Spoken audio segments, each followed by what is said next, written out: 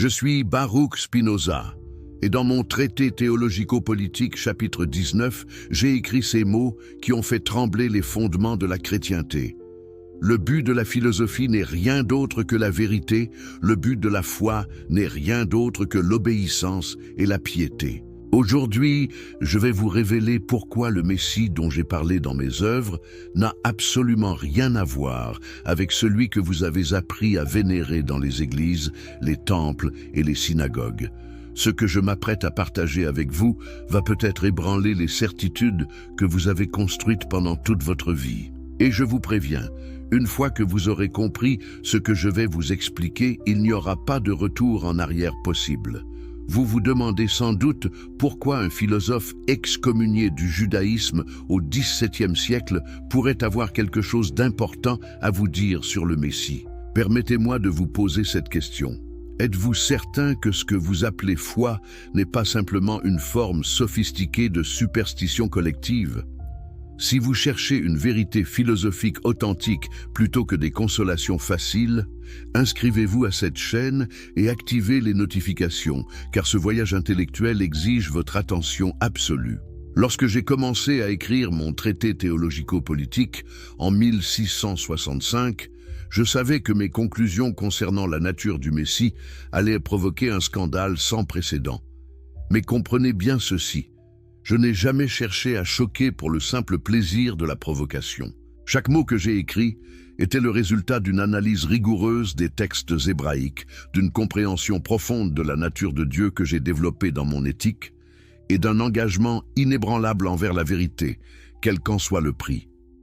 Et croyez-moi, j'ai payé ce prix. En 1656, à l'âge de 23 ans, j'ai été excommunié de la communauté juive d'Amsterdam avec un hérem d'une violence exceptionnelle. Les rabbins ont déclaré que j'étais maudit de jour et maudit de nuit, maudit en me couchant et maudit en me levant, maudit en sortant et maudit en entrant. Personne ne devait me parler, personne ne devait me lire, personne ne devait même se tenir à moins de 4 coudées de moi. Pourquoi cette fureur ? Parce que j'avais osé remettre en question l'interprétation traditionnelle de ce que signifie le Messie, de ce que signifie la prophétie, de ce que signifie Dieu lui-même. Permettez-moi de commencer par établir le fondement de tout ce que je vais vous expliquer aujourd'hui. Dans l'éthique, partie 1, proposition 15, j'ai écrit « Tout ce qui est en Dieu, et rien ne peut être ni être conçu sans Dieu ». Cette proposition n'est pas une simple formule abstraite. C'est la clé qui ouvre la porte vers une compréhension radicalement différente de tout ce que vous croyez savoir sur le divin, sur le Messie, sur le salut lui-même. Quand les théologiens parlent du Messie, que disent-ils exactement ? Ils parlent d'un envoyé spécial de Dieu, d'un sauveur qui viendrait d'en haut pour racheter l'humanité, d'un être exceptionnel, choisi par un Dieu personnel qui s'intéresse aux affaires humaines et intervient dans l'histoire. Mais voici ce que vous devez comprendre, et cela va directement à l'encontre de tout ce qu'on vous a enseigné. Le Dieu de mon système philosophique n'est pas une personne. Dieu n'a pas de conscience au sens où vous et moi avons une conscience. Dieu ne planifie pas, n'espère pas, n'aime pas au sens humain du terme. Dieu est la substance infinie elle-même, la nature naturante, ce que j'ai exprimé dans la formule latine qui résume toute ma philosophie. Deus sive natura, Dieu ou la nature. Vous voyez déjà où cela nous mène ? Si Dieu n'est pas une personne qui peut choisir un individu particulier, comment pourrait-il y avoir un Messie au sens traditionnel ? Dans le traité théologico-politique, chapitre 1, je suis très clair sur ce point. La prophétie ou révélation est la connaissance certaine de quelque chose révélé par Dieu aux hommes. Mais j'ajoute immédiatement que cette connaissance n'est rien d'autre qu'une connaissance naturelle, accessible à tous ceux qui développent leur intellect. Le prophète n'est pas quelqu'un qui reçoit des messages d'un Dieu transcendant situé dans un ciel métaphysique. Le prophète est simplement quelqu'un qui comprend les lois éternelles de la nature plus clairement que les autres, quelqu'un dont l'imagination est particulièrement développée et qui peut traduire cette compréhension en images et en récits que les masses peuvent saisir. Pensez à cela pendant un instant. Si le prophète n'est pas un canal privilégié vers un Dieu personnel, alors le Messie ne peut pas être un sauveur surnaturel. Le Messie, dans mon interprétation, n'est rien d'autre qu'un être humain qui incarne la loi éternelle de Dieu nature, qui vit selon la raison plutôt que selon les passions, et qui peut enseigner aux autres à faire de même. Mais attendez, me direz-vous, n'est-ce pas précisément ce que les chrétiens affirment à propos de Jésus, qu'il était l'incarnation de la loi divine, qu'il enseignait le chemin vers le salut? Oui, superficiellement, il y a une ressemblance. Mais creusons plus profondément, parce que c'est ici que la différence devient abyssale. Dans l'Éthique, partie 4, proposition 67, j'écris « Un homme libre ne pense à rien moins qu'à la mort, et sa sagesse est une méditation non de la mort, mais de la vie. » Maintenant, réfléchissez à l'histoire du Christ telle qu'elle est racontée dans les évangiles. Toute la narration culmine dans la mort sacrificielle, dans la crucifixion, dans le sang versé pour racheter les péchés. La théologie chrétienne est obsédée par la mort, par la culpabilité, par le sacrifice expiatoire. Elle enseigne que nous sommes nés dans le péché, que nous sommes fondamentalement corrompus et que nous avons besoin d'être sauvés par l'intervention miraculeuse d'un être divin qui meurt à notre place. Cette vision est l'antithèse exacte de ma philosophie. Dans mon système, il n'y a pas de péché originel parce qu'il n'y a pas de chute métaphysique. Il n'y a que l'ignorance et la connaissance, l'esclavage des passions et la liberté de la raison. Le salut, si nous voulons utiliser ce mot, n'est pas quelque chose qui nous est accordé de l'extérieur par la grâce divine. Le salut est la béatitude que nous atteignons nous-mêmes en comprenant notre véritable nature comme mode de la substance infinie. Laissez-moi vous donner une métaphore qui va vous aider à visualiser ce que je dis. Imaginez l'océan infini. Cet océan représente Dieu nature, la substance unique. Maintenant, imaginez les vagues qui se forment à la surface de cet océan. Chaque vague est un mode fini, un être individuel comme vous ou moi. La vague n'est pas séparée de l'océan. Elle n'existe pas indépendamment de l'océan. Elle est l'océan sous une forme particulière, temporaire, limitée. Quand une vague croit qu'elle est séparée de l'océan, qu'elle a sa propre existence autonome, elle vit dans l'illusion. Cette illusion engendre la peur, l'anxiété, le désir de permanence, l'attachement. Mais quand la vague comprend qu'elle est l'océan, qu'elle a toujours été l'océan, et qu'elle sera toujours l'océan même quand sa forme particulière disparaît, alors elle atteint la paix, la liberté, ce que j'appelle l'amor Dei intellectualis, l'amour intellectuel de Dieu. Le Messie, dans mon interprétation, n'est pas quelqu'un qui sauve les vagues de l'extérieur. Le Messie est la vague qui a compris qu'elle est l'océan et qui peut montrer aux autres vagues comment réaliser la même compréhension. Vous comprenez maintenant pourquoi les autorités religieuses, tant juives que chrétiennes, ont été horrifiées par mes écrits. Je ne nie pas l'existence de Dieu. Au contraire, mon système est profondément théocentrique. Tout est en Dieu et rien n'existe en dehors de Dieu, mais je transforme radicalement ce que signifie Dieu. Je démolis l'image d'un Dieu anthropomorphique qui siège sur un trône céleste, qui se met en colère, qui pardonne, qui envoie des prophètes et des messies selon son bon plaisir. À la place, je propose une vision de Dieu comme l'ordre immanent de la nature elle-même, comme la nécessité éternelle qui gouverne toute chose, comme la substance infinie dont nous sommes tous des expressions finies. Dans cette vision, l'idée d'un Messie unique, choisi par Dieu pour sauver l'humanité, devient absurde. Comment la substance infinie pourrait-elle choisir un mode fini plutôt qu'un autre? Comment l'ordre éternel de la nature pourrait-il avoir des favoris? Comment la nécessité absolue pourrait-elle faire des exceptions? Dans le traité théologico-politique, chapitre 4, je m'attaque directement à la conception traditionnelle de la loi divine. J'écris « La loi divine universelle consiste uniquement dans l'amour de Dieu et du prochain. » Mais attention, quand je parle d'amour de Dieu, je ne parle pas de sentiments émotionnels. Je parle de la compréhension intellectuelle de la nature éternelle de Dieu nature.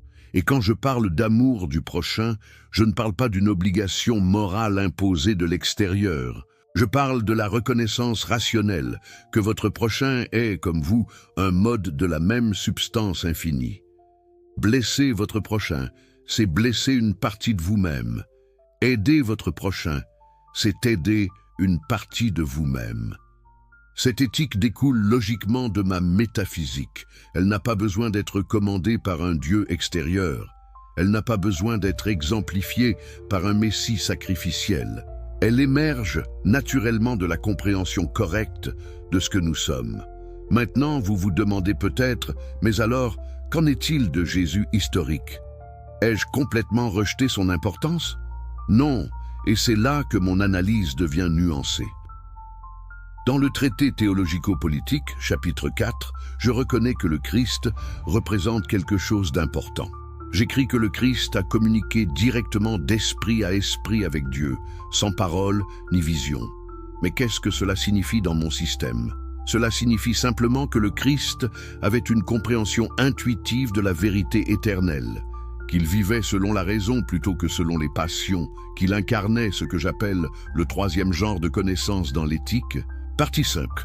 Le Christ était, si vous voulez, un sage, un philosophe pratique, quelqu'un qui avait atteint ce que les stoïciens appellent l'ataraxie et ce que j'appelle la béatitude. Mais il n'était pas le Fils unique de Dieu au sens métaphysique. Il n'était pas un pont surnaturel entre le ciel et la terre.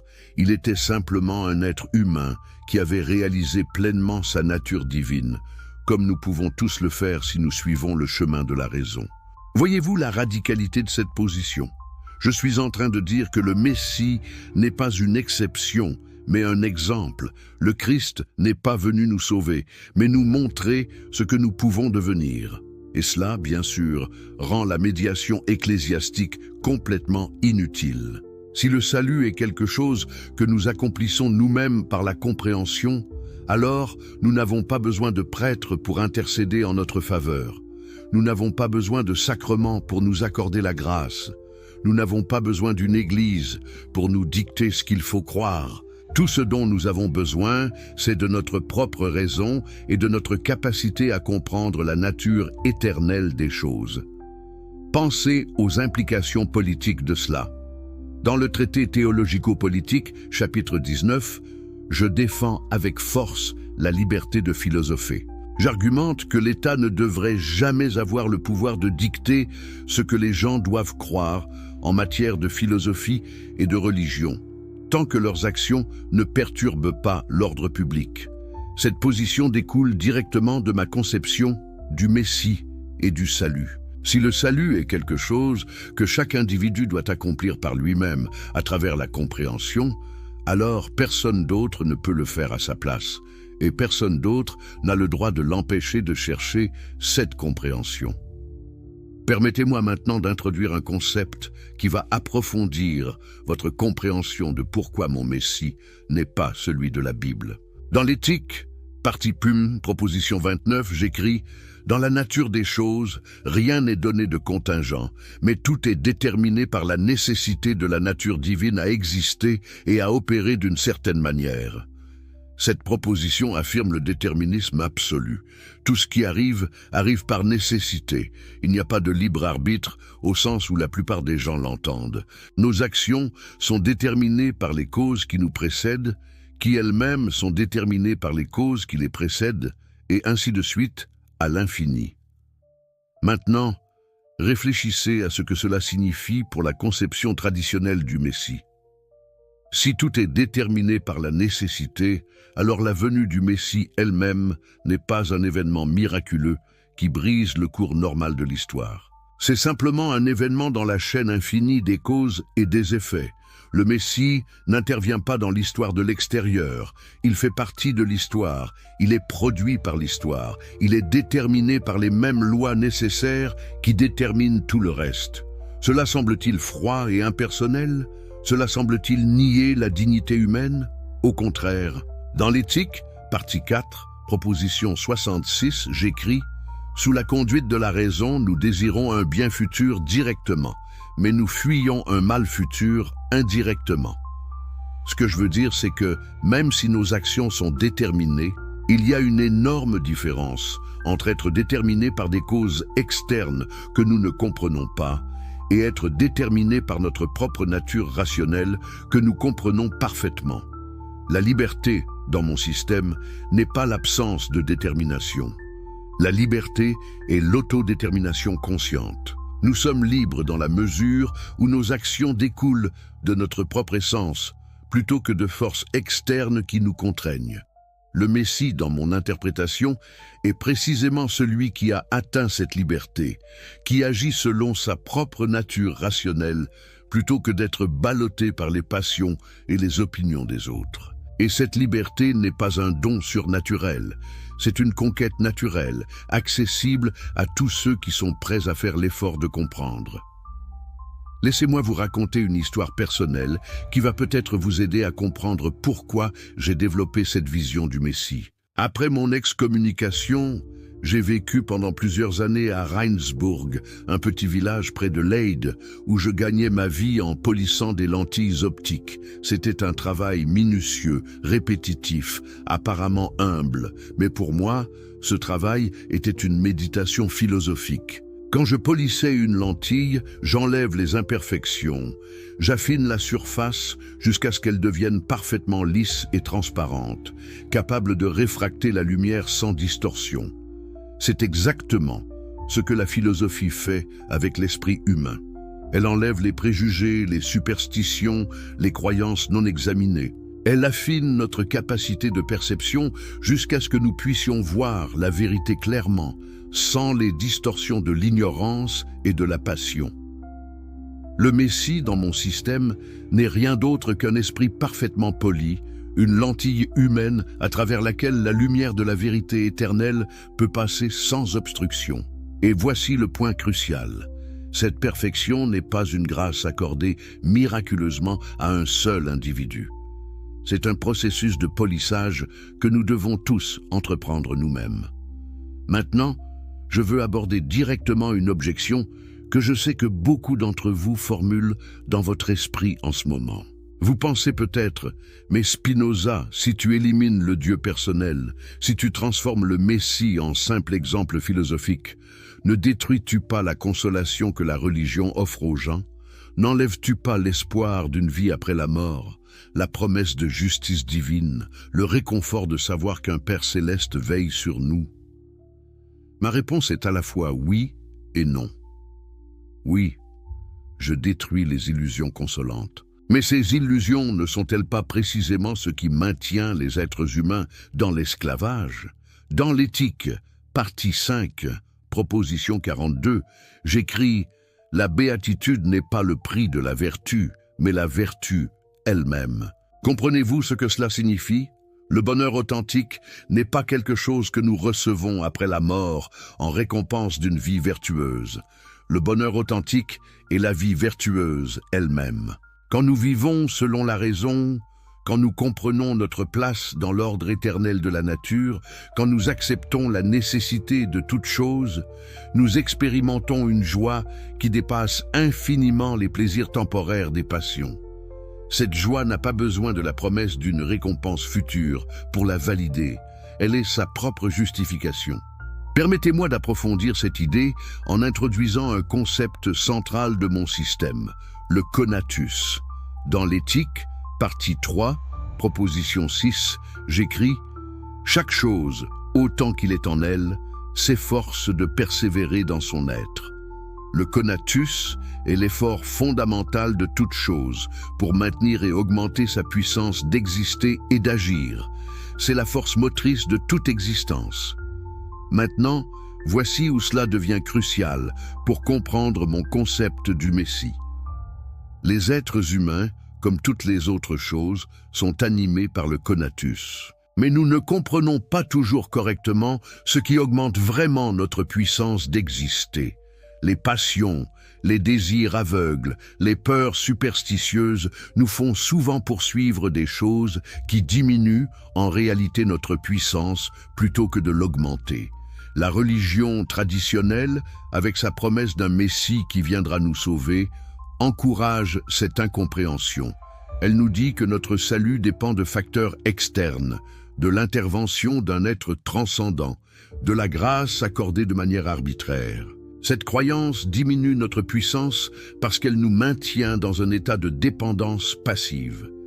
Le véritable Messie dans mon système est celui qui comprend que sa puissance d'exister découle de sa propre nature, de son propre conatus guidé par la raison, et non d'une source externe. Et en comprenant cela, il augmente infiniment sa puissance. Je veux maintenant établir une connexion qui va peut-être vous surprendre. Ma philosophie du Messie a des parallèles profonds avec certaines traditions orientales, particulièrement le bouddhisme. Dans le bouddhisme, l'illumination du Bouddha n'est pas considérée comme un don accordé par un dieu. C'est une réalisation que Siddhartha a atteinte par lui-même à travers la méditation et la compréhension. Et cruciale est l'idée que tout être humain possède la nature de Bouddha, que tout le monde peut atteindre l'illumination par le même processus. N'est-ce pas exactement ce que je dis à propos du Messie ? Le Christ n'est pas unique en substance, seulement en degré de compréhension. Ce qu'il a réalisé, nous pouvons tous le réaliser. De plus, le concept bouddhiste d'anatta, la non-existence du soi, résonne avec ma vision de l'individu comme mode fini de la substance infinie. De même que le bouddhisme enseigne que le sentiment d'un soi séparé et permanent est une illusion qui engendre la souffrance, je soutiens que notre sentiment d'être des entités autonomes séparées de Dieu nature est une forme d'ignorance qui engendre les passions destructrices. Le salut, tant dans le bouddhisme que dans ma philosophie, consiste à voir à travers cette illusion. Mais je dois être clair sur un point. Je ne dis pas que toutes les traditions religieuses sont également valides ou que la vérité est relative. Au contraire, dans le traité théologico-politique, chapitre 15, je suis très explicite que la vérité philosophique est objective et universelle. Ce que je dis, c'est que différentes traditions ont parfois perçu des aspects de cette vérité unique à travers des concepts et des symboles différents. Mon travail consiste à extraire la vérité philosophique de l'enveloppe mythologique dans laquelle elle est souvent empaquetée. Quand je lis les textes bibliques, je ne les rejette pas comme des mensonges purs et simples. Je cherche à comprendre quelle vérité philosophique sous-jacente ils tentent d'exprimer à travers leur langage imagé et anthropomorphique. Le Messie biblique, avec toute sa mythologie de naissance virginale, de miracles et de résurrection, est une représentation imaginative de quelque chose de réel, la possibilité de la transformation humaine par la compréhension. Mon travail est de traduire cette vérité mythologique en vérité philosophique rationnelle. Maintenant, je veux aborder quelque chose qui va peut-être choquer même ceux d'entre vous qui ont suivi mon raisonnement jusqu'ici.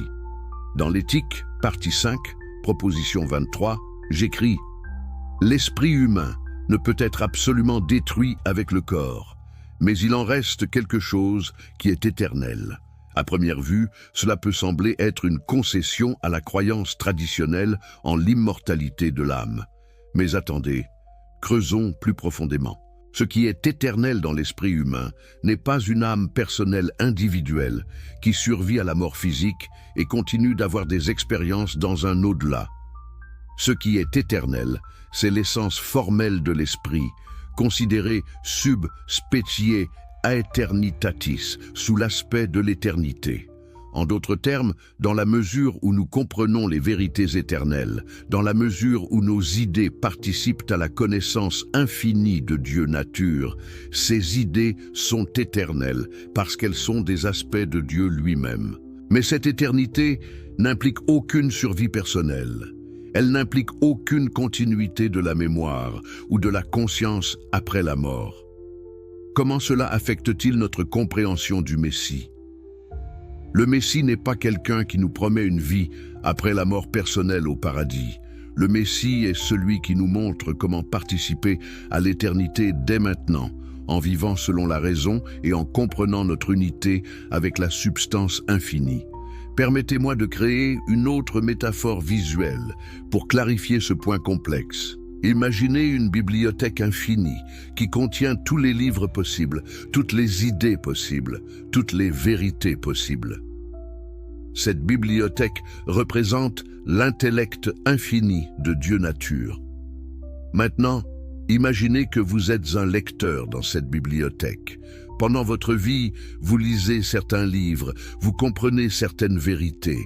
Ces vérités que vous comprenez sont éternelles. Elles font partie de la bibliothèque infinie et elles ont toujours existé et existeront toujours. Quand vous mourrez, le lecteur particulier que vous êtes cesse d'exister. Votre perspective individuelle, vos souvenirs, votre personnalité disparaissent. Mais les vérités que vous avez comprises ne disparaissent pas, parce qu'elles n'étaient jamais vraiment vôtres en premier lieu. Elles étaient toujours des aspects de la bibliothèque infinie. Le Messie est le lecteur parfait, celui qui a compris non pas quelques livres, mais l'essence même de toute la bibliothèque. Et en comprenant cela, il a réalisé qu'il n'a jamais été séparé de la bibliothèque, qu'il était toujours une expression de son contenu infini. Je vois dans vos esprits une autre question se former. Mais Spinoza, si tout est déterminé par la nécessité, si nous n'avons pas de libre arbitre au sens traditionnel, comment pouvons-nous être tenus responsables de nos actions? Comment peut-il y avoir une éthique? C'est précisément la question que mes détracteurs ont soulevée avec véhémence. Ils m'ont accusé d'être un nihiliste, un fataliste, quelqu'un qui détruit les fondements de la moralité. Mais ils n'ont pas compris la subtilité de ma position. Dans l'éthique, partie 4, préface, j'écris « J'entends par bon ce que nous savons certainement être un moyen de nous rapprocher du modèle de la nature humaine que nous nous proposons. Par mauvais, au contraire, ce que nous savons certainement nous empêcher de reproduire ce modèle. Voyez-vous, je ne nie pas l'existence du bien et du mal. Je redéfinis ces concepts de manière naturaliste. Le bien est ce qui augmente notre puissance d'exister et d'agir. Le mal est ce qui la diminue. Cette définition ne dépend pas du libre arbitre au sens métaphysique. Même si toutes mes actions sont déterminées, il y a toujours une différence cruciale entre être déterminé par des causes qui augmentent ma puissance et être déterminé par des causes qui la diminuent. Le Messie, dans mon système, est celui qui est déterminé exclusivement par des causes rationnelles qui augmentent maximalement sa puissance. Et nous pouvons tous nous efforcer d'être déterminés de cette manière, même si cet effort lui-même est déterminé. Laissez-moi maintenant établir une connexion avec la science moderne qui va peut-être vous aider à apprécier l'actualité de ma philosophie du Messie. Au XXe siècle, la physique quantique a révélé que la réalité fondamentale n'est pas constituée de particules séparées et indépendantes, mais d'un champ quantique unifié dont toutes les particules sont des excitations locales. Cette découverte résonne profondément avec ma vision de Dieu comme substance unique dont tous les êtres individuels sont des modes. De plus, la physique quantique a montré que la séparation entre l'observateur et l'observé n'est pas absolue, que la conscience est d'une manière ou d'une autre intriquée avec la structure même de la réalité. N'est-ce pas exactement ce que je soutenais quand j'affirmais que l'esprit et le corps ne sont pas deux substances séparées, mais deux attributs de la même substance? Dans l'éthique, partie 2, proposition 7, j'écris « L'ordre et la connexion des idées sont les mêmes que l'ordre et la connexion des choses. » Cette proposition, que mes contemporains ont trouvée mystérieuse et bizarre, devient presque évidente à la lumière de la physique quantique. Si l'ordre mental et l'ordre physique sont une seule et même chose vue sous deux attributs différents, alors il n'y a pas de problème du corps et de l'esprit. Le Messie, dans cette interprétation modernisée, est celui qui a réalisé expérientiellement cette unité, qui vit dans une conscience non duelle de sa participation au champ quantique unifié de l'être. Je veux maintenant vous révéler quelque chose qui va peut-être vous faire comprendre à quel point ma vision du Messie était dangereuse pour les autorités de mon époque. Dans le traité théologico-politique, chapitre 3, J'analyse la nature de l'État hébreu ancien et je montre que la loi mosaïque n'était pas une loi éternelle et universelle révélée par Dieu, mais une constitution politique conçue pour un peuple particulier à une époque particulière. Les lois rituelles, les sacrifices, toute la machinerie du culte n'avaient aucune validité éternelle. Elles n'étaient que des moyens par lesquels Moïse a organisé et discipliné un peuple nomade. Maintenant, étendez cette analyse au Messie. Si les lois et les prophéties de l'Ancien Testament sont historiquement conditionnées, alors les prophéties messianiques le sont également.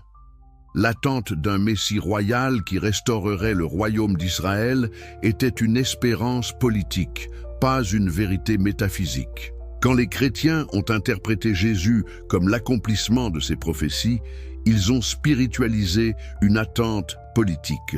Mais cette spiritualisation était elle-même une interprétation historiquement conditionnée, pas une vérité éternelle. Le véritable Messie, la figure éternellement valide, n'est pas celui qui accomplit des prophéties particulières d'un texte particulier. C'est celui qui incarne les principes éternels de la raison qui sont valides pour tous les êtres humains à toutes les époques. Vous voyez maintenant pourquoi mon livre a été immédiatement mis à l'index par l'Église catholique, interdit par les autorités protestantes et condamné par les rabbins juifs. Je sapais simultanément les fondements de toutes les religions révélées. Je transformais la théologie en philosophie naturelle, le miracle en nécessité, la révélation en raison, le salut en compréhension. Et le plus dangereux de tout, j'éliminais le besoin d'autorité religieuse pour nous dire ce qu'il faut croire. Si la vérité est accessible à tous par la raison, si le salut est quelque chose que nous accomplissons nous-mêmes par la compréhension, alors les prêtres, les rabbins et les pasteurs deviennent superflus. Leur pouvoir s'évapore. Les institutions qu'ils dirigent perdent leur légitimité.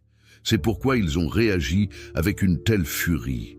Ce n'était pas simplement une question de théologie abstraite, c'était une question de pouvoir, d'autorité, de contrôle social. En redéfinissant le Messie, je redéfinissais la source de l'autorité religieuse et je la plaçais dans la raison individuelle plutôt que dans les institutions collectives. Maintenant, permettez-moi de devenir encore plus précis sur les différences entre mon Messie et le Messie traditionnel.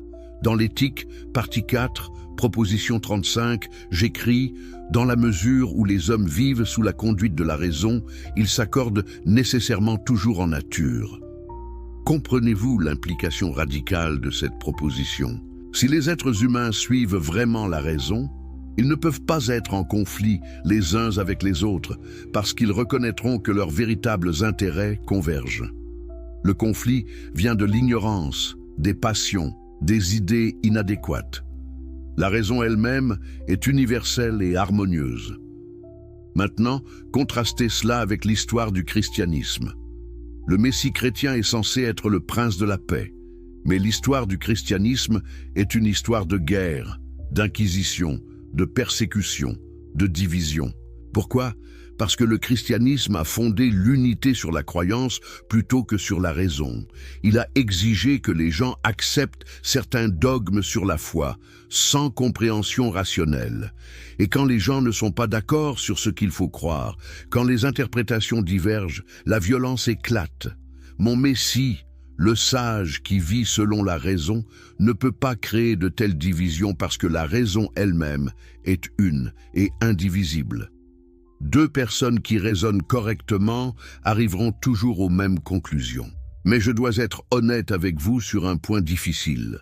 La vie selon la raison est extrêmement difficile.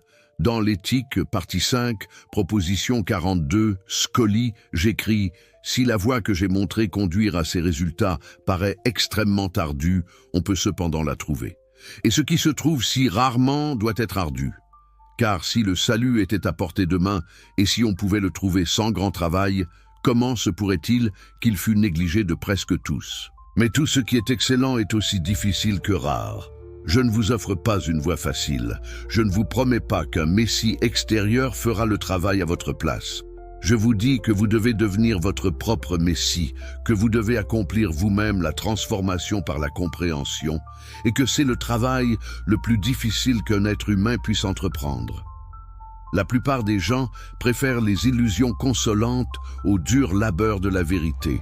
C'est pourquoi les religions traditionnelles, avec leurs promesses de salut facile par la foi et la grâce, sont si populaires. C'est pourquoi ma philosophie a toujours eu un public restreint. Mais pour ceux d'entre vous qui ont le courage de poursuivre la vérité quel que soit son coût, je vous dis que la récompense dépasse infiniment l'effort.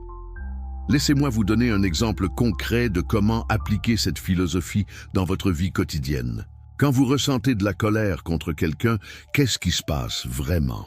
Selon ma théorie des affects développée dans l'éthique, partie 3, la colère est une passion, un affect passif causé par des idées inadéquates. Vous imaginez que la personne qui vous a offensé avait le libre arbitre de choisir de ne pas vous offenser, mais qu'elle a délibérément choisi de vous nuire. Cette imagination est une idée inadéquate parce qu'elle ne comprend pas que les actions de cette personne étaient déterminées par des causes nécessaires. Si vous compreniez la chaîne complète des causes qui a produit son action offensante, vous verriez qu'elle ne pouvait pas agir autrement. Cette compréhension transforme immédiatement votre colère en quelque chose d'autre, pas en approbation de l'action, mais en compréhension de sa nécessité. Le Messie, celui qui vit pleinement selon la raison, ne ressent jamais de colère parce qu'il comprend toujours la nécessité de tout ce qui arrive. Et en ne ressentant jamais de colère, il vit dans une paix constante, dans ce que j'appelle l'acquiescentia in se ipso, le contentement de soi. Cette paix n'est pas accordée par une grâce extérieure, c'est le résultat naturel de la compréhension correcte. Je veux maintenant aborder une critique sophistiquée de ma position qui a été développée par certains de mes contemporains et continue d'être répétée aujourd'hui. On m'accuse de panthéisme, de confondre Dieu avec la nature et donc de nier la transcendance divine. Mon réponse est nuancée. Oui, dans un sens, je suis panthéiste. Deus sive natura, Dieu ou la nature, n'est pas une formule accidentelle. C'est l'essence même de ma philosophie. Mais attention, quand je dis nature, je ne parle pas simplement de l'ensemble des objets physiques que nous pouvons observer. Je distingue entre natura naturans, la nature naturante, et natura naturata, la nature naturée. La nature naturante est la substance infinie elle-même, l'essence productive éternelle. La nature naturée est l'ensemble des modes finis produits. Dieu est identique à la nature naturante, pas à la nature naturée. Donc, il y a une forme de transcendance dans mon système, mais c'est une transcendance immanente. Dieu transcende les modes finis en tant que leur cause substantielle, mais il ne transcende pas la nature dans son ensemble, parce qu'il est la nature. Le Messie, dans cette conception, n'est pas quelqu'un qui nous connecte à un Dieu transcendant situé au-delà de la nature. Le Messie est celui qui réalise l'immanence de Dieu dans la nature et qui vit consciemment cette réalisation. Permettez-moi maintenant d'établir une connexion avec une autre tradition philosophique qui va peut-être vous surprendre, le stoïcisme. Les philosophes stoïciens comme Marc Aurèle, Épictète et Sénèque ont développé une éthique basée sur la distinction entre ce qui est en notre pouvoir et ce qui ne l'est pas. Ils ont enseigné qu'il faut accepter avec équanimité tout ce qui nous arrive, parce que tout fait partie du logos universel, la raison divine qui gouverne le cosmos. N'est-ce pas très similaire à ma doctrine de la nécessité?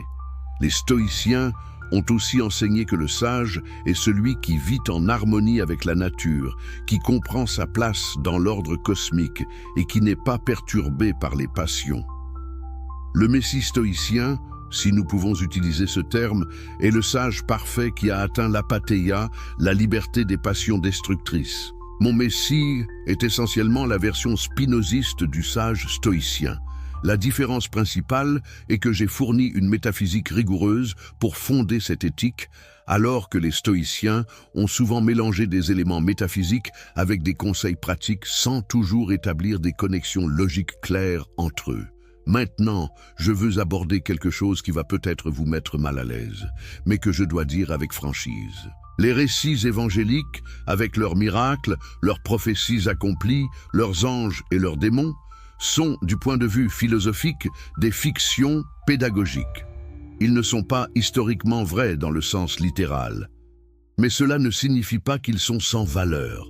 Dans le traité théologico-politique, chapitre 5, je distingue entre le langage philosophique et le langage prophétique. Les prophètes ne parlent pas en concepts abstraits. Ils parlent en images, en métaphores, en récits qui peuvent émouvoir l'imagination des masses et les inciter à agir moralement. Le récit du Messie qui naît d'une vierge, qui fait des miracles, qui meurt sur une croix et ressuscite, est une fiction pédagogique qui encode certaines vérités philosophiques. La possibilité de la transformation humaine, la victoire de l'esprit sur la matière, la conquête de la mort par la compréhension. Ces vérités sont réelles, mais leur expression narrative est fictionnelle. Le problème survient quand les gens confondent la fiction avec la réalité, quand ils insistent que les événements doivent avoir eu lieu littéralement comme décrit. Cette insistance est une forme de superstition qui obscurcit les vérités philosophiques sous-jacentes. Je veux maintenant vous révéler quelque chose de personnel qui va peut-être vous aider à comprendre pourquoi cette question du Messie était si importante pour moi. Quand j'ai été excommunié à 23 ans, j'ai perdu non seulement ma communauté religieuse, mais aussi ma famille, mes amis, mes perspectives économiques. J'ai été coupé de tout ce qui donnait une structure et un sens à ma vie. Dans cette situation de désespoir existentiel, j'aurais pu facilement me tourner vers la consolation d'un Messie sauveur qui viendrait me racheter, qui donnerait un sens divin à ma souffrance. Mais j'ai refusé cette consolation facile. J'ai choisi la voie difficile de trouver le sens en moi-même, par ma propre compréhension, par mon propre effort pour saisir la vérité éternelle. Et cette décision a transformé ma vie. Au lieu de me lamenter sur mon sort, j'ai développé une philosophie qui a changé le cours de la pensée occidentale. J'ai vécu pauvrement, dans une relative obscurité, sans jamais connaître la gloire ou la reconnaissance de mon vivant. Mais j'ai vécu libre, libéré des chaînes de la superstition, guidé uniquement par ma propre raison. C'est cela le véritable salut messianique, la liberté que nous conquérons nous-mêmes par la compréhension. Dans l'Éthique partie 5, proposition 36, j'écris « L'amour intellectuel de l'esprit envers Dieu est l'amour même de Dieu, par lequel Dieu s'aime lui-même. Non en tant qu'il est infini, mais en tant qu'il peut s'expliquer par l'essence de l'esprit humain, considéré sous l'aspect de l'éternité. » Cette proposition est peut-être la plus difficile de toute mon éthique, mais c'est aussi la clé pour comprendre la nature ultime du Messie dans mon système. Quand un être humain atteint la compréhension suprême, quand il voit toute chose sub specie aeternitatis, sous l'aspect de l'éternité, il réalise que son amour intellectuel de Dieu n'est rien d'autre que Dieu s'aimant lui-même à travers lui. La distinction entre l'amant et l'aimé disparaît. Le sage réalise qu'il est un mode à travers lequel Dieu se connaît et s'aime lui-même. C'est l'union mystique ultime, mais c'est une union qui ne nécessite aucune intervention surnaturelle. C'est simplement la reconnaissance claire de ce qui a toujours été le cas. Le Messie est celui qui a pleinement réalisé cette union, qui vit constamment dans cette conscience non duelle. Et en vivant ainsi, il démontre aux autres que cette réalisation est possible. Maintenant, je vais établir une connexion avec quelque chose qui n'existait pas de mon temps, mais qui, je crois, aurait fasciné mon esprit scientifique. Les neurosciences modernes. Au XXIe siècle, les scientifiques ont découvert que ce que nous appelons le soi, l'ego, n'est pas une entité unitaire, mais un processus complexe émergeant de l'activité neuronale. Il n'y a pas de petit homme dans le cerveau qui prend des décisions. Nos pensées, nos émotions, nos décisions émergent de réseaux neuronaux complexes, opérant selon des lois causales. Cette découverte valide essentiellement mon rejet du libre arbitre métaphysique. De plus, les neuroscientifiques ont montré que les pratiques contemplatives, comme la méditation, peuvent littéralement changer la structure du cerveau. augmentant les zones associées à la régulation émotionnelle et à la conscience. N'est-ce pas exactement ce que je décrivais quand je parlais du processus par lequel nous passons de l'esclavage des passions à la liberté de la raison? Le Messie, dans une interprétation neuroscientifique de ma philosophie, est celui dont le cerveau a été complètement restructuré par la pratique de la compréhension rationnelle, de sorte que les passions destructrices n'ont plus de prise sur lui. Je veux maintenant aborder une question pratique que je sais que beaucoup d'entre vous se posent. Comment puis-je commencer ce voyage vers la condition messianique? Comment puis-je passer de ma condition actuelle d'esclavage aux passions à la liberté de la raison? Dans l'éthique partie 5, je propose un chemin en plusieurs étapes. Premièrement, vous devez développer une connaissance claire de vos passions. Observez-vous vous-même comme vous observeriez un phénomène naturel. Quand vous ressentez de la peur, de la colère, de la jalousie, demandez-vous quelle est la cause de cette passion? Quelle idée inadéquate la soutient? Deuxièmement, formez des idées adéquates de ces passions. Comprenez leur nécessité causale. Voyez comment elles découlent de votre nature et des circonstances externes. Troisièmement, séparez les affects de la pensée des causes externes et joignez-les à des pensées vraies. En d'autres termes, transformez les émotions réactives en compréhension active. Quatrièmement, augmentez votre puissance d'agir en comprenant un nombre croissant de choses sous l'aspect de l'éternité. Plus vous comprenez le monde selon ses lois nécessaires, plus vous êtes libre. Et finalement, développez l'amour intellectuel de Dieu, qui est la forme suprême de joie, celle qui ne peut jamais être touchée par aucune circonstance externe. Permettez-moi de créer une dernière métaphore pour synthétiser tout ce que je vous ai expliqué aujourd'hui. Imaginez un miroir qui a été recouvert de poussière et de saleté pendant des années. Ce miroir représente l'esprit humain. La poussière et la saleté représentent les idées inadéquates, les préjugés, les superstitions qui obscurcissent notre compréhension. Quand vous regardez dans ce miroir sale, vous ne voyez qu'une image déformée et fragmentée. Vous vous voyez comme un être séparé, isolé, confronté à un monde hostile. Cette vision déformée engendre la peur, le désir, la colère, toutes les passions qui nous tourmentent. Maintenant, imaginez que vous commencez à nettoyer ce miroir, lentement, patiemment, en enlevant couche après couche de saleté. C'est le processus philosophique de purification que je décris dans l'éthique. À mesure que le miroir devient plus propre, l'image devient plus claire. Vous commencez à voir que ce que vous aviez pris pour votre soi séparé n'est en réalité qu'un mode de la substance infinie. Vous voyez que vous et le monde n'êtes pas deux choses séparées, mais deux aspects de la même réalité. Et finalement, quand le miroir est parfaitement propre, il disparaît complètement. Il devient parfaitement transparent. Il n'y a plus de distinction entre le miroir et ce qu'il reflète. C'est l'état du Messie, celui qui a complètement nettoyé le miroir de son esprit et qui vit dans la transparence parfaite de la compréhension. Et ce miroir parfaitement propre ne reflète pas un Dieu transcendant situé ailleurs.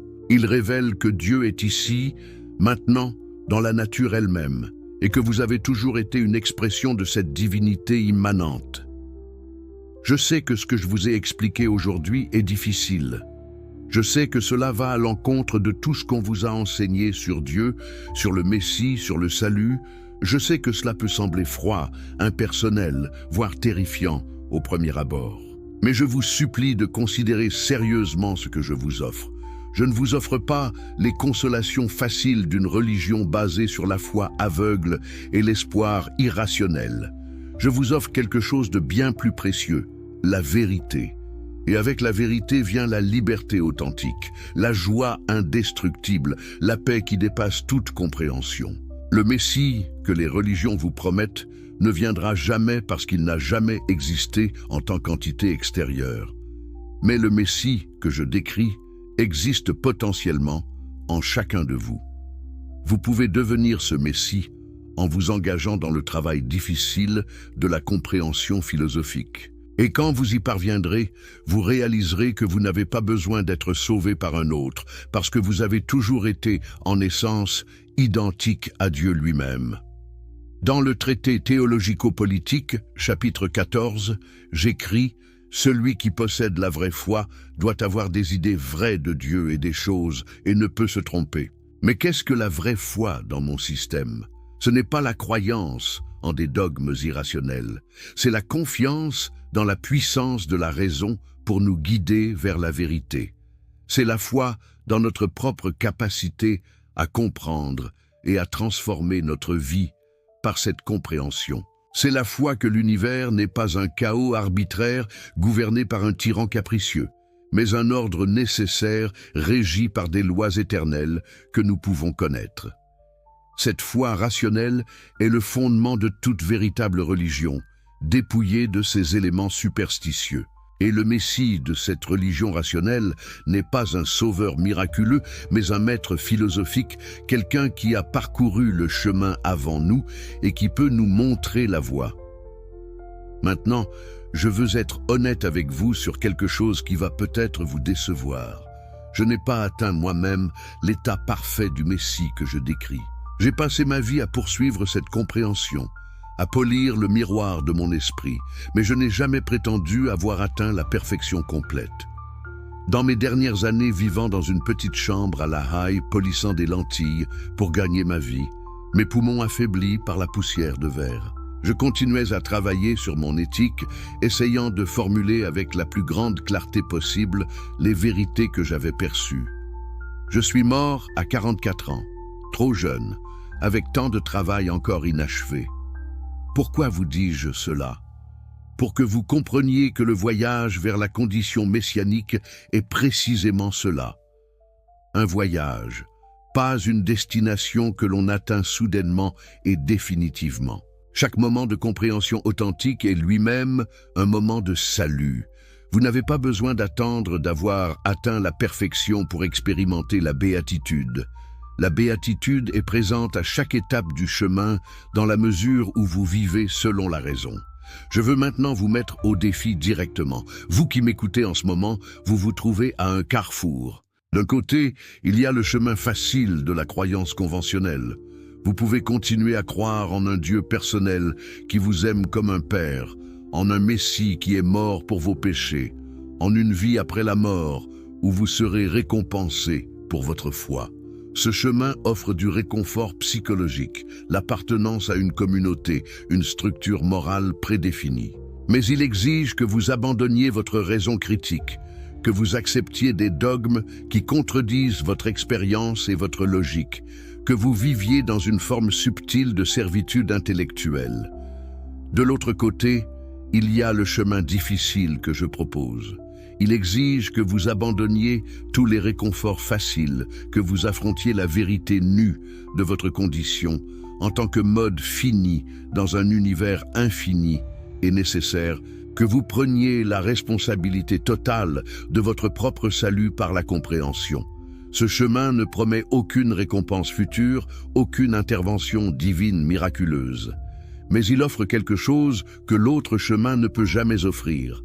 La liberté authentique, la joie indestructible qui vient de la compréhension vraie, la participation consciente à l'éternité de Dieu nature. Quel chemin allez-vous choisir? Dans l'éthique, partie 5, proposition 10, j'écris « Tant que nous ne sommes pas tourmentés par des affects contraires à notre nature, nous avons le pouvoir d'ordonner et d'enchaîner les affections du corps selon l'ordre de l'entendement. » Cette proposition contient une instruction pratique cruciale. Nous ne pouvons pas simplement décider de ne plus ressentir de passions destructrices. Nous devons créer des routines mentales qui permettent aux affects rationnels de dominer progressivement. C'est un processus de rééducation de l'esprit, semblable à la façon dont on entraîne un muscle. Chaque fois que vous remplacez une réaction passionnelle par une compréhension rationnelle, vous renforcez les connexions neurales qui facilitent cette transformation. Et avec le temps, cette transformation devient de plus en plus naturelle, jusqu'à ce qu'elle devienne votre mode de fonctionnement par défaut.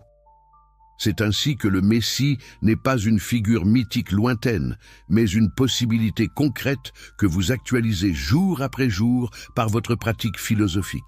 Laissez-moi maintenant établir une distinction cruciale que beaucoup de mes commentateurs ont mal comprise. Quand je parle de vivre selon la raison, je ne parle pas de devenir froid, calculateur, détaché émotionnellement.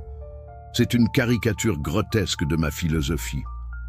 Dans l'éthique, partie 4, proposition 58, j'écris « L'honneur n'est pas contraire à la raison, mais peut naître d'elle ».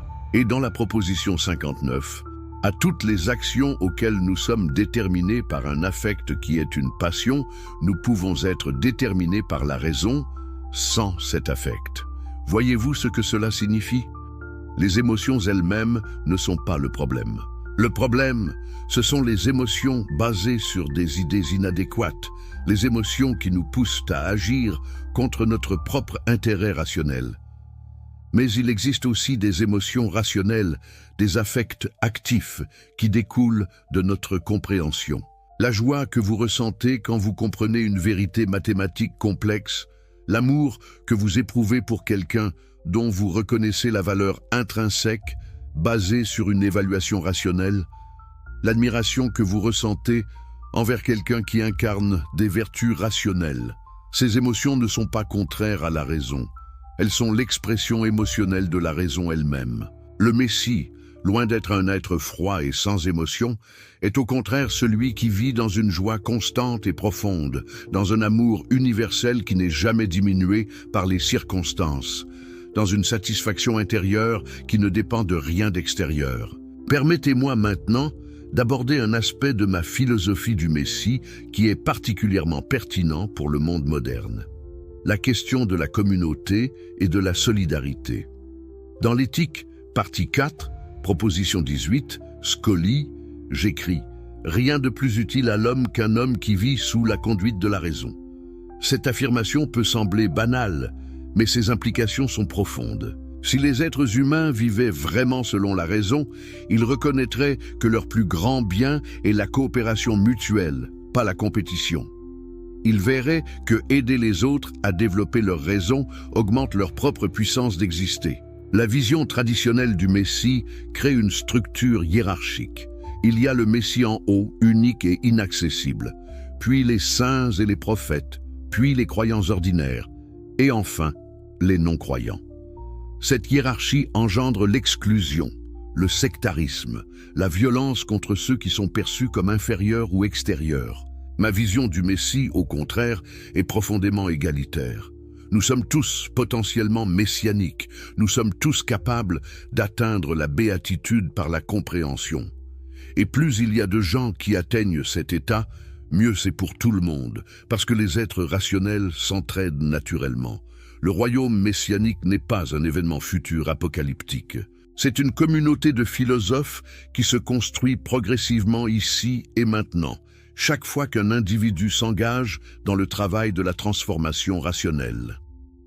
Dans le traité théologico-politique, chapitre 20, j'aborde la question de la liberté de penser dans l'État.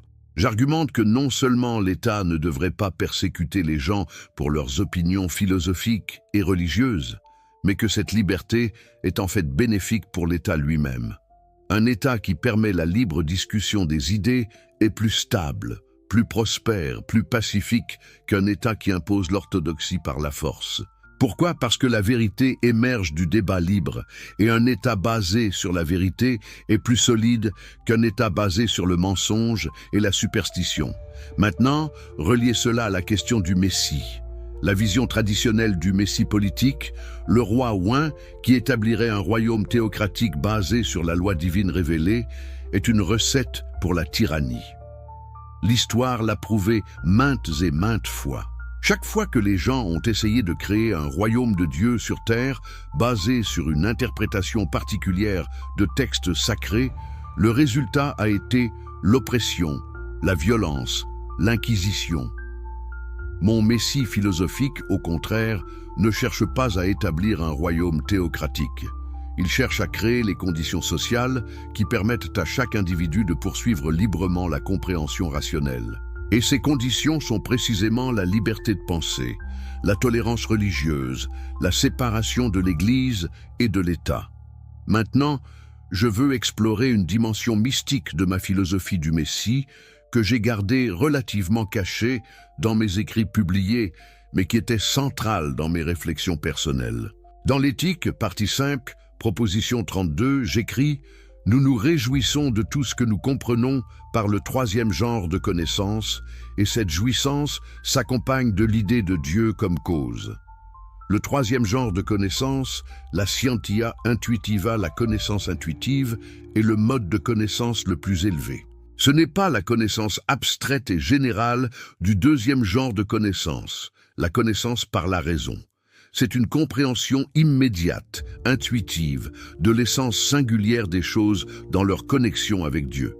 Quand vous atteignez ce troisième genre de connaissance, vous ne comprenez pas simplement que toutes les choses sont en Dieu de manière abstraite. Vous voyez directement, intuitivement, chaque chose particulière comme une expression de l'essence divine. Un arbre n'est plus simplement un organisme biologique. C'est une manifestation de la puissance infinie de Dieu nature, dans cette forme particulière, unique, irremplaçable. Une personne n'est plus simplement un animal rationnel. C'est un mode à travers lequel Dieu se connaît et s'aime lui-même. Cette vision transforme complètement votre expérience du monde. Tout devient sacré, non pas d'une sacralité surnaturelle, mais d'une sacralité naturelle. Le Messie est celui qui vit constamment dans ce troisième genre de connaissance, qui voit toute chose sub specie aeternitatis, et qui ne peut pas s'empêcher de rayonner cette vision transformatrice à tous ceux qu'il rencontre. Permettez-moi de créer une analogie qui va vous aider à comprendre la différence entre les trois genres de connaissances et comment ils se rapportent au concept du Messie. Imaginez que vous voulez comprendre la nature du feu. Le premier genre de connaissance, la connaissance par expérience vague et par ouï-dire, consiste à savoir que le feu brûle parce que vous avez été brûlé ou parce que quelqu'un vous l'a dit. C'est une connaissance pratique mais superficielle. Le deuxième genre de connaissance, la connaissance par la raison, consiste à comprendre les lois chimiques de la combustion, à savoir que le feu est une réaction d'oxydation rapide qui libère de l'énergie sous forme de chaleur et de lumière. C'est une connaissance scientifique abstraite mais profonde. Le troisième genre de connaissance, la connaissance intuitive, consiste à voir ce feu particulier, cette flamme unique devant vous, comme une expression singulière de l'essence éternelle de Dieu nature, à comprendre immédiatement et intuitivement comment cette flamme particulière découle nécessairement de la nature infinie de la substance, à percevoir sa beauté, sa perfection, son caractère sacré naturel. Le Messie traditionnel opère au niveau du premier genre de connaissance. Il fait des miracles qui impressionnent les masses. Il parle en paraboles et en images que tout le monde peut comprendre vaguement. Le Messie philosophique opère au niveau du deuxième genre de connaissance. Il enseigne les vérités rationnelles universelles accessibles par la démonstration logique. Mais le véritable Messie spinoziste opère au niveau du troisième genre de connaissance. Il vit dans une vision intuitive constante de l'essence divine de toute chose, et cette vision rayonne de lui naturellement, transformant tous ceux qui sont capables de la recevoir. Dans le traité théologico-politique, chapitre 1, j'analyse minutieusement la nature de la prophétie et je conclus que les prophètes n'étaient pas des philosophes, mais des moralistes, dotés d'une imagination particulièrement vivante. Moïse, Isaïe, Jérémie ne comprenaient pas la nature de Dieu philosophiquement. Ils avaient des visions imaginatives qu'ils interprétaient comme des messages divins. Et ces visions les poussaient à enseigner la justice et la piété à leurs contemporains. Mais quelle était la source de ces visions? Dans mon système, elles ne peuvent pas être des interventions surnaturelles d'un Dieu personnel. Elles doivent être des produits naturels, de l'imagination prophétique, influencés par le contexte culturel et les besoins sociaux de l'époque. Les prophètes ont joué un rôle social important dans l'histoire d'Israël, mais ils n'avaient pas accès à une connaissance supérieure de la vérité métaphysique. Le Christ, dans mon analyse, représente quelque chose de différent. Lui seul, parmi tous les prophètes bibliques, a transcendé l'imagination pour atteindre une compréhension directe, intellectuelle. Dans le traité théologico-politique, chapitre 4, j'écris « Le Christ a perçu les choses vraies et adéquates, car le Christ n'était pas tant un prophète qu'une bouche de Dieu. » Qu'est-ce que cela signifie dans mon système philosophique? Cela signifie que le Christ avait atteint le troisième genre de connaissance, qu'il vivait dans une compréhension intuitive de la vérité éternelle. Mais encore une fois, cela ne fait pas de lui un être surnaturel. Cela fait de lui un être humain qui a pleinement réalisé le potentiel humain pour la compréhension divine. Maintenant, je veux aborder une question pratique qui est absolument cruciale. Comment savoir si vous progressez réellement sur le chemin messianique? Comment distinguer entre une véritable transformation philosophique et une simple illusion d'illumination? Dans l'éthique, partie 5, proposition 18, Scully, j'écris « Personne ne jouit de la béatitude parce qu'il a réprimé les affects, mais, au contraire, le pouvoir de réprimer les affects naît de la béatitude elle-même. » Ceci est un critère de discernement essentiel. Si vous vous sentez constamment en lutte contre vos passions, si vous réprimez vos désirs par un effort de volonté constant, si vous vivez dans une tension intérieure permanente, alors vous n'avez pas atteint la véritable transformation philosophique. Vous êtes encore au stade de la lutte morale, qui est certainement meilleure que l'esclavage total aux passions, mais qui n'est pas encore la liberté authentique. La véritable transformation se manifeste par une aisance naturelle, par une joie spontanée, par une absence de conflit intérieur. Quand vous comprenez vraiment pourquoi une action est rationnelle, vous n'avez pas besoin de vous forcer à la faire. Vous la faites naturellement, avec plaisir, parce qu'elle exprime votre nature la plus profonde. Le Messie ne lutte pas contre lui-même. Il coule naturellement dans l'harmonie avec l'ordre éternel des choses, parce qu'il comprend cet ordre si parfaitement qu'il ne peut pas vouloir autre chose. Laissez-moi maintenant établir une connexion avec un concept moderne qui n'existait pas à mon époque, mais qui est profondément pertinent, la psychologie du développement. Les psychologues modernes ont découvert que le développement moral et cognitif humain passe par des stades progressifs.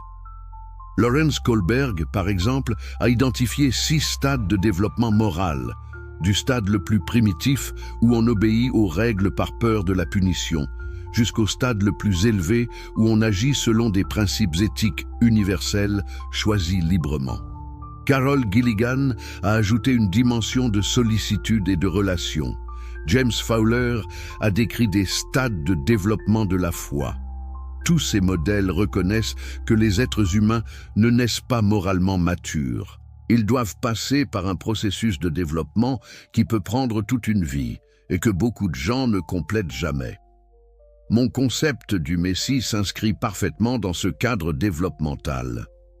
Le Messie représente le stade ultime du développement humain, le point où la compréhension rationnelle est devenue si complète qu'elle gouverne naturellement toutes les pensées et toutes les actions.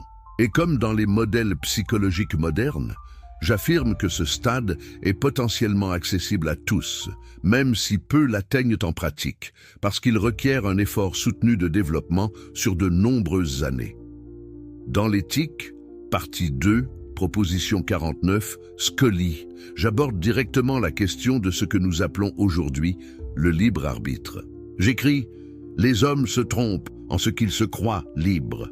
Cette opinion consiste en cela seul, qu'ils sont conscients de leurs actions et ignorants des causes par lesquelles ils sont déterminés. » Cette proposition a été violemment attaquée comme conduisant au fatalisme et au nihilisme moral. Mais mes critiques n'ont pas compris la subtilité de ma position. Oui, je nie le libre arbitre au sens métaphysique d'une volonté absolument indéterminée qui pourrait choisir entre des alternatives réelles. Mais je n'affirme pas que tous les états de détermination sont équivalents. Il y a une différence énorme entre être déterminé par des causes externes que vous ne comprenez pas et qui vous poussent contre votre nature, et être déterminé par votre propre essence rationnelle que vous comprenez parfaitement. Le premier état est l'esclavage, le second est la liberté. Le Messie n'a pas de libre arbitre au sens métaphysique, mais il est le plus libre de tous les êtres humains parce que ses actions découlent entièrement de sa propre nature rationnelle, plutôt que d'être imposé de l'extérieur. Cette liberté n'est pas une exception miraculeuse aux lois de la nature. C'est la réalisation parfaite de ces lois dans un être humain particulier. Je veux maintenant vous révéler quelque chose sur la méthode que j'ai utilisée pour écrire l'éthique, car cette méthode elle-même illustre le chemin vers la condition messianique. J'ai écrit l'éthique More Geometrico, selon la méthode géométrique, avec des définitions, des axiomes, des propositions et des démonstrations, comme dans les éléments d'Euclide. Pourquoi ? Parce que je voulais montrer que les vérités morales et spirituelles peuvent être démontrées avec la même rigueur et la même nécessité que les vérités mathématiques. Quand vous comprenez une démonstration géométrique, vous ne pouvez pas douter de sa vérité. Vous voyez avec une clarté absolue que la conclusion suit nécessairement des prémices. J'ai voulu créer le même genre de certitude pour les vérités philosophiques les plus importantes. Mais il y a un effet secondaire de cette méthode que j'ai découvert en l'utilisant. Le processus même de suivre ces démonstrations étape par étape, de voir comment chaque proposition découle nécessairement des précédentes, transforme votre esprit. Vous ne lisez pas l'éthique comme vous lisez un roman. Vous devez travailler à travers chaque démonstration. Vous devez reconstruire le raisonnement dans votre propre esprit. Et en faisant cela, vous entraînez votre esprit à penser rationnellement, à voir les connexions nécessaires entre les choses, à comprendre le monde selon l'ordre de l'intellect plutôt que selon l'ordre de l'imagination. L'éthique n'est pas simplement un livre sur le chemin vers la béatitude. C'est un outil, un exercice spirituel qui, si vous le pratiquez sérieusement, vous conduit effectivement vers cette béatitude. Dans le traité théologico-politique, chapitre 7, j'entreprends une analyse minutieuse de la méthode d'interprétation de l'Écriture. J'argumente que les textes bibliques doivent être interprétés comme tout autre texte historique, en étudiant la langue originale, le contexte historique, l'intention de l'auteur. Je rejette catégoriquement l'idée que l'Écriture a un sens caché, ésotérique, qui ne peut être découvert que par la tradition ecclésiastique ou l'inspiration divine. Le sens de l'Écriture est le sens littéral, historique. Maintenant, quand j'applique cette méthode aux prophéties messianiques de l'Ancien Testament, que découvrais-je ? Ces prophéties concernaient des événements politiques contemporains ou proches. Elles n'étaient pas des prédictions d'événements futurs lointains. Quand Isaïe parle d'un enfant qui naîtra et dont le nom sera Emmanuel, il parle d'un événement de son propre temps, pas de la naissance de Jésus 700 ans plus tard. L'interprétation chrétienne, qui voit dans ces passages des prophéties du Christ, est une lecture rétrospective, anachronique, qui impose un sens sur le texte que l'auteur original n'avait jamais l'intention de communiquer. Cela signifie-t-il que le concept chrétien du Messie n'a aucune validité ? Non, mais cela signifie que sa validité ne peut pas être fondée sur l'autorité de l'Ancien Testament. Si Jésus était réellement un sage qui a atteint une compréhension suprême, sa valeur ne dépend pas de l'accomplissement de prophéties anciennes. Elle dépend de la vérité intrinsèque de son enseignement et de l'exemple de sa vie. Permettez-moi maintenant d'aborder un paradoxe apparent dans ma philosophie du Messie qui a troublé beaucoup de mes lecteurs. D'un côté, j'affirme que tout est déterminé par la nécessité, que rien ne pourrait être autre qu'il n'est. D'un autre côté, je parle constamment de transformation, d'amélioration, de progrès vers la béatitude. Comment ces deux affirmations peuvent-elles être compatibles ? Si tout est déjà déterminé, quel sens y a-t-il à s'efforcer de devenir meilleur ? La réponse réside dans la compréhension correcte de ce qu'est la nécessité dans mon système. Dans l'éthique, partie U, proposition 33, j'écris « Les choses n'ont pu être produites par Dieu d'aucune autre manière et dans aucun autre ordre qu'elles n'ont été produites. » Cela semble impliquer un fatalisme rigide. Mais considérez ceci. L'effort que vous faites maintenant pour comprendre ma philosophie fait partie de la chaîne nécessaire des causes et des effets. Le fait que vous soyez déterminé à faire cet effort ne rend pas l'effort moins réel ou moins important. La transformation que vous subissez est nécessaire, mais elle est quand même une transformation. Le Messie n'échappe pas à la nécessité. Il est la réalisation parfaite de la nécessité dans un être humain qui comprend cette nécessité et qui vit en harmonie consciente avec elle. La différence entre le sage et l'ignorant n'est pas que l'un échappe au déterminisme et l'autre non. La différence est que le sage comprend le déterminisme et vit donc dans la joie et la paix, tandis que l'ignorant ne le comprend pas et vit donc dans la confusion et la souffrance. Je veux maintenant établir une connexion profonde entre ma philosophie du Messie et l'écologie moderne, une discipline qui n'existait pas à mon époque, mais qui est d'une importance cruciale aujourd'hui. L'écologie moderne reconnaît que tous les organismes sont interconnectés dans un réseau complexe de relations. Aucun être vivant n'existe isolément. Chaque organisme dépend d'innombrables autres organismes et du système environnemental plus large. La destruction d'une espèce ou d'un écosystème a des répercussions sur l'ensemble du système. N'est-ce pas exactement ce que j'affirmais quand je disais que toutes les choses sont en Dieu et que rien ne peut être compris indépendamment de Dieu? Ma métaphysique est fondamentalement écologique. Elle voit tous les êtres comme des modes du système total, interconnectés et interdépendants. Le Messie écologique est celui qui vit dans une conscience constante de cette interconnexion, qui voit chaque créature comme une expression précieuse de la puissance divine, qui ne peut pas blesser la nature sans se blesser lui-même, parce qu'il comprend qu'il est la nature. La crise environnementale moderne est le résultat direct de la vision du monde anthropocentrique encouragée par les religions traditionnelles, qui place l'humanité au-dessus de la nature et donne à l'humanité la domination sur toutes les créatures. Ma vision du monde, où l'humanité est simplement une partie de la nature divine infinie, sans privilège spécial, fournit la base philosophique pour une relation écologique saine avec le monde naturel. Dans l'éthique, partie 4, appendice, chapitre 32, je propose une maxime qui résume parfaitement l'éthique messianique. Agir absolument par vertu n'est rien d'autre en nous qu'agir, vivre, conserver son être. Ces trois choses ne signifient qu'une seule et même chose, sous la conduite de la raison, et cela sur le fondement de la recherche de l'utile propre. Cette maxime peut sembler égoïste à première vue. Ne suis-je pas en train de dire que nous devons chercher notre propre intérêt? Mais comprenez correctement ce que signifie l'utile propre dans mon système. Notre utile propre véritable n'est pas la satisfaction de nos désirs passagers. C'est l'augmentation de notre puissance d'exister et d'agir qui se réalise optimalement par la compréhension rationnelle et par la vie en communauté avec d'autres êtres rationnels.